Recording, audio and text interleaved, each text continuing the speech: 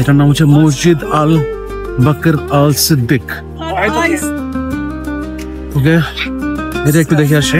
আসসালামু আলাইকুম সবাইকে। আজকে আমরা জানবো আবু বকর মসজিদের ইতিহাস ও তাৎপর্য সম্পর্কে। মসজিদ আল বকর আল সিদ্দিকে যাচ্ছি আমরা এখন। আচ্ছা, ফার্স্টে ওদের হিস্ট্রিটা একটু দেখে নিই। আবু বকর মসজিদ সৌদি আরবের মদিনা শহরে অবস্থিত এবং এটি ইসলামের অন্যতম প্রাচীন মসজিদ।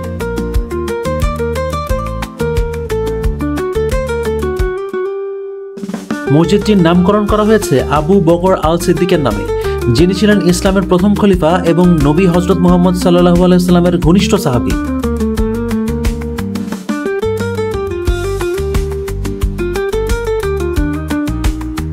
এই মসজিদটির বিশেষ গুরুত্ব আছে কারণ এটি মূলত আবু বকরের নিজস্ব বাড়ি ছিল।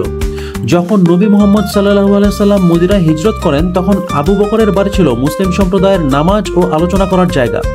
সময়ের সাথে সাথে এই সাধারণ বাড়িটিকে মসজিদে রূপান্তর করা হয়, যা পরবর্তীতে ইবাদত ও কমিউনিটি কেন্দ্র হিসেবে গড়ে ওঠে।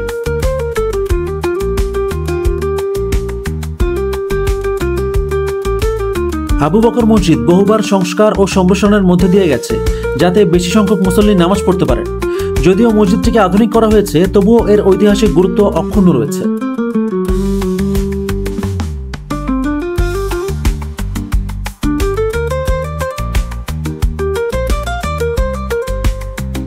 এই মসজিদ শুধু নামাজের জায়গা নয়, এটি আবু বকরের নেতৃত্ব, বিনয় এবং ইসলামের প্রতি তার অটল নিষ্ঠার স্মারক।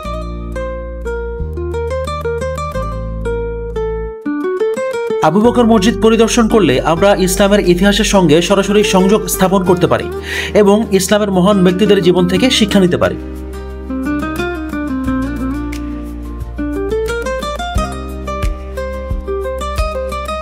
আশা করি আবু বকর মসজিদের এই ইতিহাস আপনাদের ভালো লেগেছে এবং আপনাদের বিশ্বাস ও ঐক্যের পথে অনুপ্রাণিত করবে। ভিডিওটি ভালো লেগে থাকলে লাইক, কমেন্ট এবং শেয়ার করতে পারেন। আর এই ধরনের ভিডিও আরও দেখতে চাইলে চ্যানেলটিকে সাবস্ক্রাইব করতে পারেন। দেখা হবে পরের কোনো ভিডিওতে।